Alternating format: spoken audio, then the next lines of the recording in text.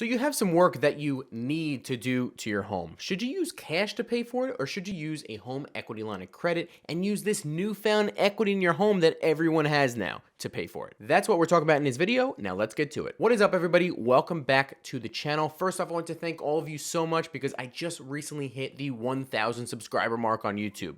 This means that I'm officially monetized and can make $4.63 per day off of all you suckers that are watching, so I greatly appreciate that. I also wanted to apologize a little bit for the lack of content recently. My wife and I just recently had a second daughter, and I've been spending more time changing diapers than focusing and researching for YouTube videos. But I definitely expect the content to get back on track after the new year in 2023. If you didn't already know, my name's Jay Costa. I'm a real estate investor, builder, and agent here in Northern New Jersey. If you get value out of this video, please hit that like button and also consider subscribing. Greatly appreciate it. Now on to the video. So as always, if you haven't checked out my past Heloc videos, I definitely recommend you watch those. I go over what a Heloc is, how to apply for one, what to use them for, and so forth. And as my videos have gotten more popular, I've had more and more of you guys reach out to me directly with questions about Helocs. Most questions are about how to use a Heloc to invest in real estate, which can be a great and awesome thing if done properly. But I also get a lot of questions about whether or not you should use your home equity line of credit to pay for additions or renovations and improvements to your home. I've gotten asked this question so many times that I felt it necessary to make an entire video based on it, so here it is. So should you use your home equity through a home equity line of credit to improve your home? Quite simply, the answer is no. I have said many times in the past that you should not be taking money out of your Heloc, out of your home, if you don't have a way to pay it back. Your house should not be used as an ATM. And if you take money out of your house without having any plan to pay it back, thinking you're just gonna get it all back when you sell in the future, you will get yourself into a financial mess, I promise you. Many people assume, or many homeowners assume, that since technically if you do improve your house, it will be adding to the value, that borrowing against the house, taking equity out of the house and putting it towards an improvement is a good investment. There are a couple issues I have with this though. Number one, never look at your primary residence as an investment. It could be used as a tool to invest in other things for sure, but your primary home is exactly that, a home. It is a necessary liability in order for you to live comfortably. Number two, unless you're a contractor yourself, you will not get the money you put in back out when you sell. It's one situation if, like I said, you're a contractor yourself or you have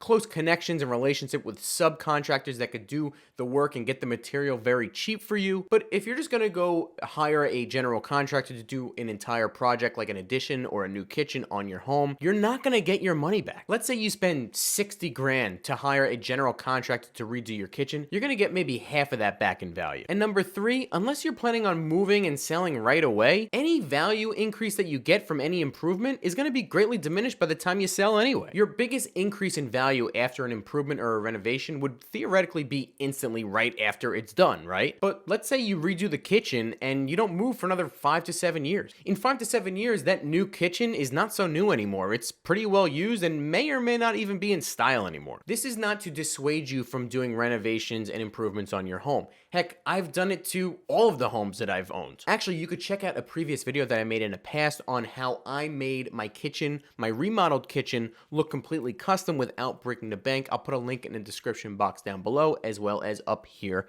in the corner. Definitely check that out. But every time I've put an improvement or a renovation into my home, I've done kitchens, bathrooms, as well as finished basements, I paid cash every single time. And the reason for that is because I didn't see it as an investment. I saw it as an opportunity to upgrade the home that me and my wife live in for our own benefit. Any value add that I get if and when I sell is really just a cherry on top. That's not the reason I'm doing it at all. And that's the reason why you should not be taking equity that you already have out of the home in order to improve the home, thinking that you're simply gonna get it all back when you sell anyway. I would personally never borrow for improvements and renovations on my own home because you're simply taking good money and putting it towards bad and paying the bank a lot of interest in the meantime. This is how many homeowners get stuck with Heloc payments that completely sink them, causing them to have to sell the house to just break even at best. So what can you use your Heloc for? Well, I've covered this in a previous video. I'll put a link in the description box down below as well.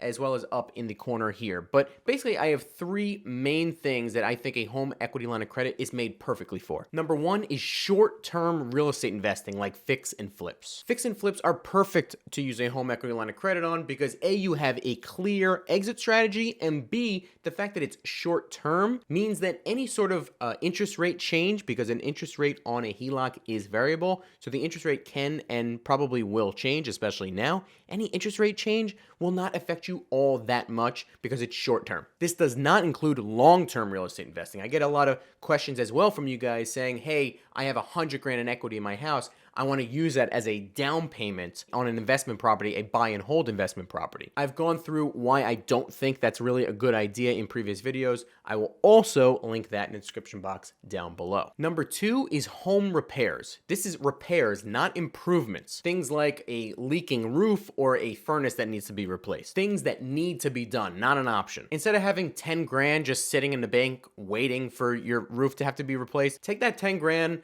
put it in a investment of some sort, put it in the stock market, an S&P fund, something like that. And when the time comes that you do need the roof replaced, take the money out of the HELOC and then you can sell off your investments to pay off the HELOC. And number three, you can use it as an emergency fund. Instead of having 30, 40, 50 grand sitting in a bank account, you can use your HELOC for kind of shit hits the fan scenarios like, God forbid, accidents or medical bills or things like that. Because honestly, in those sorts of situations, you're not even so much concerned about how you're gonna pay back the money as much as how you can get it quickly and not have to completely give up everything paying for interest. Because honestly, in situations like that, especially health related, these are situations that you're not really overly concerned about how you're gonna pay it back as much as that you have access to that money to help you in that short, time period that you of need, and then you figure it out in the future. Some may disagree with this, but let me know what you think in the comment section down below. That is it for today, guys. Thank you so much for watching. Once again, greatly appreciate it. Let me know what you think in the comment section down below about what I'm saying in this video. Have you used a HELOC for home improvements and how has it worked out for you? Or would you maybe never do that? Are you a Dave Ramsey sort of guy